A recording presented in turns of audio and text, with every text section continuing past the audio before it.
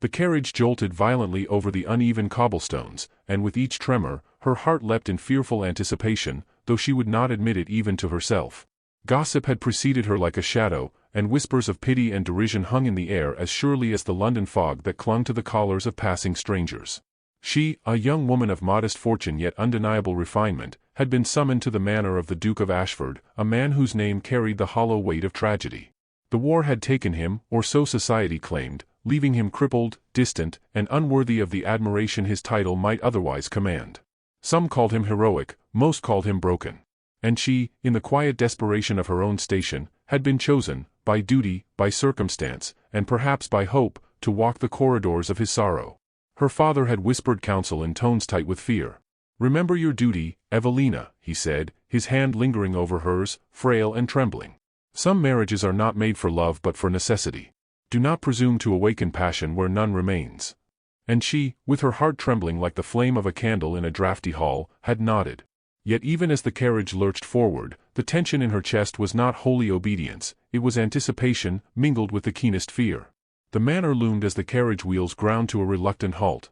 It had been months since the last whispers of London had faded from memory, months since she had imagined walking these halls in quiet dread. Servants, stiff with courtesy, opened the doors, their faces betraying curiosity beneath the mask of propriety. Even the air inside seemed burdened with the Duke's absence, the weight of his presence lingering like the scent of old leather and polished wood, yet tempered by the emptiness that comes from a life withdrawn from society. She stepped forward, her skirts whispering against the floor, and immediately felt the cold scrutiny of a household unaccustomed to new warmth. The Duke awaited her in the grand hall. A man once celebrated for his commanding stature, now diminished in the eyes of the world by the cruel hand of war. His cane, polished and unyielding, rested against the mahogany table beside him. His posture was upright, disciplined, yet it was the subtle tightness in his shoulders, the careful avoidance of swift movements, that betrayed the cost of blood and circumstance. Evelina's eyes, trained to observe, noted the pallor beneath his complexion, the shadow of grief in the set of his jaw, and the faint trembling of his right hand. Society's pity had been well earned, it seemed, yet even in this hushed reception, there lingered a magnetic gravity she could not name. "Miss Evelina," he said, his voice low and deliberate, each word precise as though chosen for its weight. There was no warmth, yet no malice, only the austere courtesy of a man accustomed to control. She curtsied, voice caught in the delicate lace of her throat, and offered a quiet, "Your Grace." The word seemed inadequate. Already, she felt the invisible walls of expectation pressing upon her, whispering that she would find nothing more than solitude and restraint within these walls. Dinner was taken in silence, a banquet of muted gestures and restrained conversation. The servants moved with near imperceptible glances, careful not to disturb the fragile decorum. Evelina felt herself trembling, not from cold, but from the acute awareness of all that had been said about him, how the world had reduced him to a shadow of the man he might once have been. She saw the elegance of his hand as it reached for the silver goblet, the precise tilt of his head as he considered each morsel, the faint scar of a smile that flickered and vanished too quickly. And yet, for all the control, for all the air of melancholy, there was something there, an intensity, a precision of mind and manner, that made her pulse quicken with a sense she could not yet name. Society had deemed him unworthy, yet there was no unworthiness here, not truly. It was merely the blindness of those who judged only by outward circumstance. And Evelina, in her fear, felt a flicker of defiance. Perhaps she might see beyond the cane, beyond the whispers, beyond the shadows of pity. Perhaps she might glimpse the man beneath, the one society had failed to comprehend. The first night drew them into the solitude of the Duke's private chambers. Candles flickered along the walls, casting the tapestries into restless motion, and rain pattered against the tall windows like a percussion of quiet urgency. Evelina's heart thumped with the clash of expectation and dread, yet also with a strange anticipation. She could hear the subtle movements of his cane against the polished floor, the delicate inhale as he regarded her without yet speaking. And then, as if the very air conspired to reveal what the world had denied, she saw him. Not the cripple society had whispered about in hushed tones, nor the man diminished by war, but the Duke in his full, unspoken glory. His dark hair, untamed in a way that suggested thought rather than negligence, framed a face both aristocratic and severe, softened only by the weight of his gaze upon her.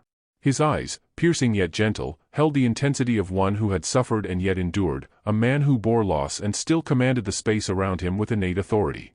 She was struck, not merely by his handsomeness, but by the magnitude of his presence, the quiet power that had never been diminished, only obscured by the eyes of the unobservant.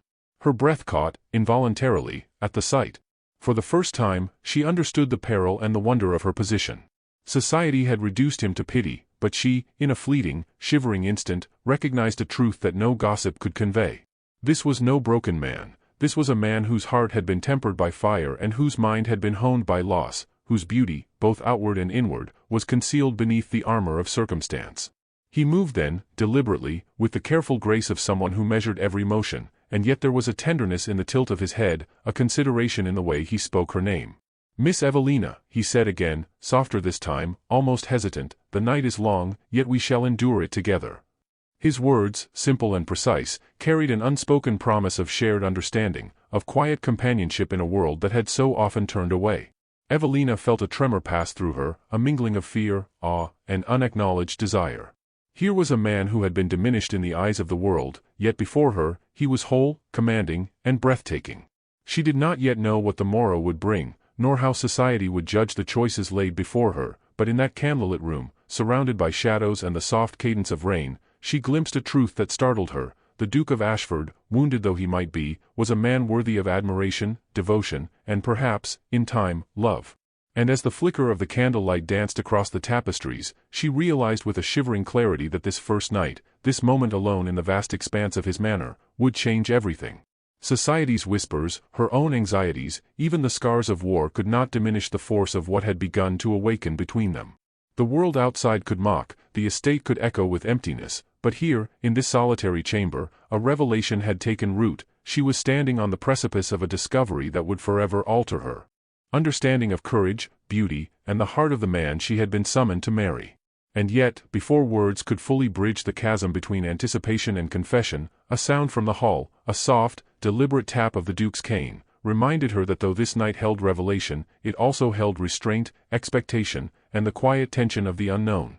She shivered, not from cold, but from the exquisite weight of recognition. This man, pitied by the world, had captured her gaze in a way no mere rumor or shadow could undo.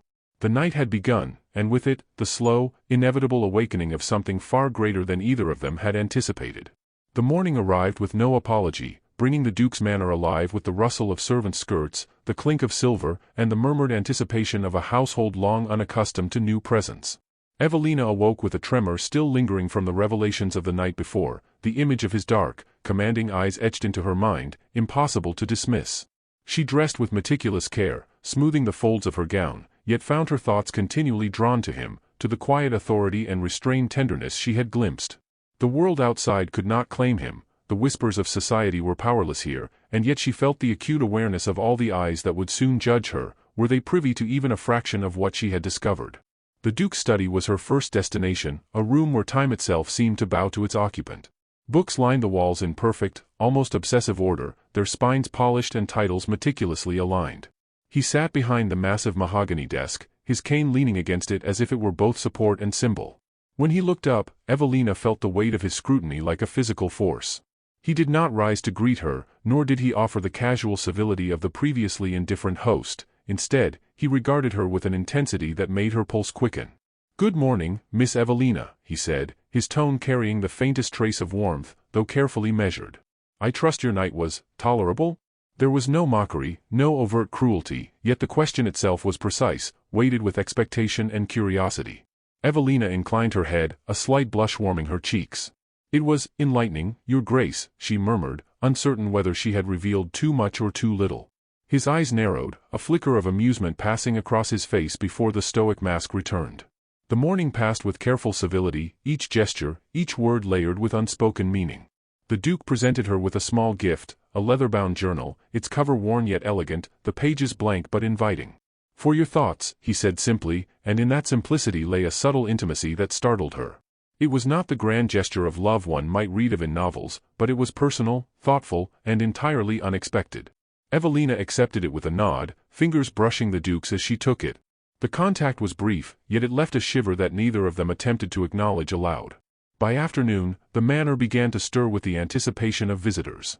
A distant relative of the Duke had arrived from London, bringing with them the invisible baggage of society's judgment.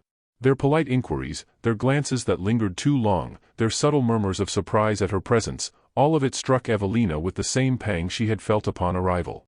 Yet, as the relatives' words of cautious approval masked the whispers of pity, Evelina noticed how the Duke's expression remained composed, though there was a flash of something sharper in his eyes, a quiet disdain for those who would judge without knowing, a barely restrained fire beneath the stoicism. Dinner that evening was a carefully orchestrated ballet of etiquette. Evelina found herself seated across from him, the candlelight throwing delicate shadows across his angular features. He spoke little, yet every word carried a weight and authority that drew her attention as irresistibly as the tide pulls upon the shore. There was a subtle elegance in the tilt of his head as he listened, a precise deliberation in the motion of his hand as he cut his food.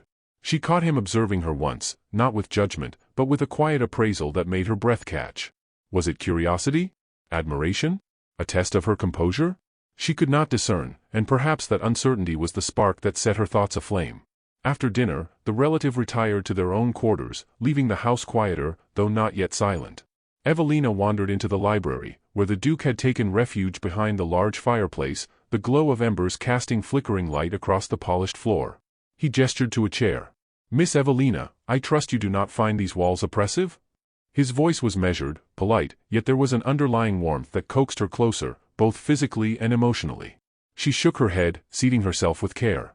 "On the contrary, Your Grace," she whispered, "there is a comfort here, despite all else." Their conversation began with careful, restrained topics, the news of London, minor details of the estate, the mundane rhythms of life. And yet, beneath the surface of these polite exchanges, a subtle intimacy grew. The Duke revealed glimpses of his personality, the sharp wit that society had ignored, the quiet melancholy born of unspoken loss, the lingering pride that refused to bend entirely under the weight of misfortune.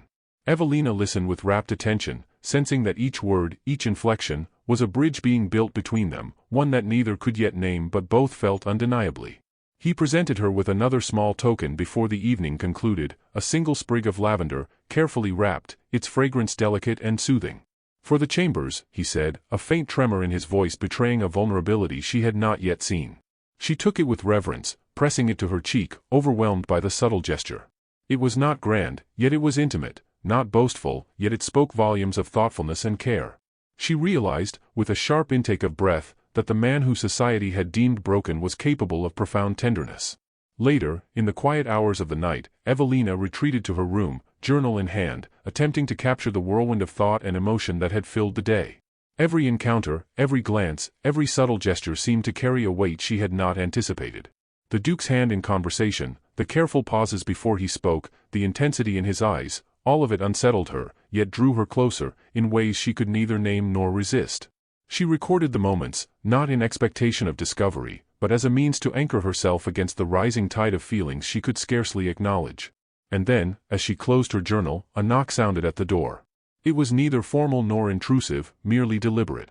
She rose to answer, heart hammering, and found the Duke standing there, his dark hair slightly disheveled from the day's events, his piercing gaze softer now, more vulnerable. He held another small token in his hand, a folded note, written in his careful, elegant script. Evelina accepted it with a trembling hand, unfolding the parchment to reveal only a single line: "I hope you see more than the world shows, for there is truth in what is hidden." She read the line over and over, the words imprinting themselves upon her heart. It was not a declaration, not yet, but it was a promise, an acknowledgement of shared understanding and unspoken connection. She felt a rush of emotion, a mingling of hope and fear, of attraction and restraint. The night stretched before them, quiet yet charged with possibility, and she realized, with a shiver she could neither suppress nor fully comprehend, that the days ahead would demand courage, honesty, and the willingness to see past the superficial judgments of society. And as the candlelight flickered once more, casting shadows across the walls, Evelina sensed the first tremors of something monumental stirring between them. The Duke, pitied and underestimated by all others, had begun to reveal himself in ways subtle, deliberate, and profoundly disarming. The tokens, the gestures, the quiet intensity, all were strands weaving an invisible thread that bound their hearts in anticipation of what was yet to come. The night held a promise, a whisper of revelation yet unspoken, and Evelina understood, with both awe and trepidation, that she was witnessing the awakening of a connection neither scandal nor circumstance could contain. She laid her journal aside and pressed a hand to her chest, breath catching as the full weight of her situation settled upon her. The Duke was handsome, commanding, and infinitely more complex than society had allowed her to believe. She knew she was standing on the precipice of understanding, and perhaps desire, that would forever alter her place in the world. Outside, the wind rattled the windows, but inside, the quiet chamber held only the charged stillness of anticipation, a delicate balance between propriety and revelation. And in that stillness, she realized, with a sudden, shivering clarity, that the day's events had changed everything. The Duke of Ashford, pitied by all, had begun to claim not only her attention, but the stirrings of her heart, leaving her on the edge of a discovery that could neither be ignored nor denied. The storm broke suddenly, as though the heavens themselves had chosen this night to witness the reckoning of hearts. Thunder rolled across the Yorkshire moors, yet within the walls of the Duke's manor, a different tempest raged, a quiet, almost imperceptible tension that had been building since the moment Evelina crossed the threshold of his hall. She stood at the threshold of the library, her hands clutching the journal that had become both confidant and shield, and felt the weight of anticipation pressing upon her chest. The Duke was already there, seated in his high-backed chair beside the fire, the flicker of embers illuminating the sharp angles of his face, now softened by an intensity she had not yet dared to name aloud. "Miss Evelina," he said, voice carrying over the crackle of the fire, deliberate yet hesitant. "I trust you have taken to the manor with some measure of ease?" There was no pretense in his question, only the quiet curiosity of a man who had endured much and observed more. She swallowed, her pulse quickening, and allowed herself a small, measured reply. "I have learned much, Your Grace. Of the estate, of the routines, and of your kindness." She hesitated, realizing that the words themselves were inadequate to convey the depths of what she truly felt. His eyes, dark and piercing, held her in place, as though weighing the sincerity behind her carefully chosen words. He rose, slow and deliberate, leaning on his cane as though it were both support and declaration. Every movement spoke of restraint and dignity, yet also of something more vulnerable, a quiet force beneath the weight of his suffering. "Kindness," he murmured, almost to himself, before meeting her gaze fully. "You speak of kindness, and yet I wonder if you see more than that. I have been called many things, broken, pitted, diminished, but your presence here, suggests otherwise." There was no arrogance in his tone, only a tremor of honesty that both startled and compelled her. Evelina stepped closer, heart fluttering, and dared to speak the truth she had long kept bound by propriety. "I see you, Your Grace. Not as the world sees you, nor as society would have me believe. I see your strength, your courage, the man beneath the shadow they all cast upon you." Her voice, quiet yet unwavering, carried the weight of conviction. She had crossed an invisible boundary, and in doing so had relinquished the safety of distance. The Duke's expression softened, and for the first time, the mask of controlled indifference cracked, revealing a faint, almost imperceptible smile. He gestured to a seat opposite him, and she obeyed, aware that each step was an act of courage in itself. "You surprise me, Miss Evelina," he admitted, voice low and measured. "Few have dared to speak in such terms. Fewer still with sincerity."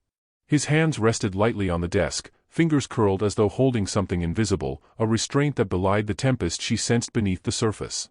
"I have long believed that no one would see beyond the limitations, the scars, the judgments of society. Yet you," his words faltered, uncharacteristically, and Evelina felt a shiver of understanding. She realized, with sudden clarity, that he was vulnerable here, revealing parts of himself to her that the world had neither earned nor respected. The storm outside intensified, rain pelting against the windows in urgent rhythm, yet inside, the room seemed insulated from the fury. Evelina's hands trembled slightly as she reached across the space between them, though not yet touching, as if the distance itself were sacred, a test of courage and patience. "I am not afraid to see you, Your Grace," she said softly. "Not your wounds, nor the world's opinion of you. I see you fully, and I would not turn away." Her words, deliberate and earnest, carried a power that seemed to still the air itself. He leaned forward, cane set aside, and regarded her with a gravity that made her stomach clench. "Evelina," the sound of her name on his lips was an intimate revelation, spoken with a gentleness that contrasted sharply with the commanding presence she had witnessed before. Few know the solitude of a wounded man, the isolation of a life measured by pity and rumor rather than truth. And yet, in you, I perceive a light, a truth, a courage I had feared lost to me. He paused, and the silence that followed was not emptiness but weighty with meaning, as though every unspoken sentiment had gathered in the space between them. She swallowed, unsure whether to speak, unsure if words could bridge the chasm of restraint and longing. And then, as if compelled by forces beyond propriety, she whispered, "You are more than they believe.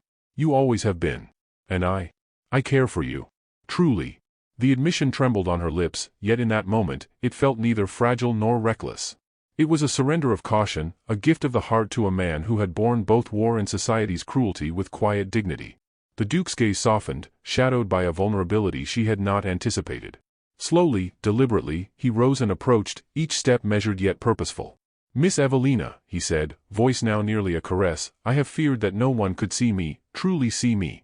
And yet, here you stand, unafraid, unshaken, revealing the truth I had believed lost to this world." He extended his hand, not in command, but as an invitation. She took it, feeling the strength and warmth of a hand that had endured hardship, a hand capable of both authority and tenderness. A single moment stretched between them, neither rushed nor forced, heavy with unspoken promise. The storm outside became a distant murmur, eclipsed by the quiet storm of recognition, admiration, and longing that surged in the room. For the first time, they existed solely for one another, insulated from whispers, judgment, and expectation. It was in this shared space, this delicate suspension of propriety, that the truth became undeniable. The Duke, despite the scorn of society and the scars of war, was the man she could love, and she, in turn, the woman capable of seeing his full measure. He bent slightly, voice husky with emotion yet restrained by dignity. "If you are willing," he murmured, "I would have you see all that I have been, and all I may yet become, together." The words were at once invitation and confession, declaration and question, and Evelina felt the weight of her own courage, the measure of her own heart. She nodded, breath shallow, and the acknowledgment passed between them like the first flicker of dawn through a storm-laden sky. Yet even as their hands remained lightly entwined, a distant echo intruded, the faint creak of the manor, the low murmur of wind through corridors untraveled, the relentless reminder that the world beyond these walls still waited with judgment and expectation. The intimacy they shared, while powerful and transformative, existed in a fragile bubble, as vulnerable to the outside as it was resilient within. Evelina's heart clenched at the awareness. The connection was real, yet precarious. The revelation was profound, yet untested. She drew a shallow breath and felt the shiver of anticipation as the storm outside mirrored the storm within. The Duke, once pitied and underestimated, had revealed a depth of character and an elegance of spirit she had scarcely imagined. She recognized the danger and the beauty of this awakening, a man of profound strength, striking handsomeness, and unyielding integrity, who now looked to her not with pity, but with trust, respect, and burgeoning affection. And as the candlelight flickered across the walls, illuminating the faint shadow of his smile, Evelina understood that the night had brought them to the precipice of discovery. A truth had been glimpsed, hearts had begun to stir, and yet, beyond the safety of this chamber, the expectations of society, the judgment of relatives, and the lingering whispers of pity awaited. For all the tenderness and courage shared in this quiet revelation, the question remained, would love withstand the scrutiny of a world determined to see only flaws and misfortune? In that suspended silence, with rain still pattering against the windows and the storm fading into distant echoes, Evelina felt the first real tremors of hope and fear entwined.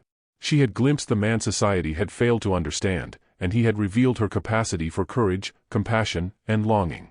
The journey, she realized, had only just begun, and the first act of true intimacy, the recognition of one another's hearts, left them poised on the edge of an uncertain, yet profoundly compelling, future.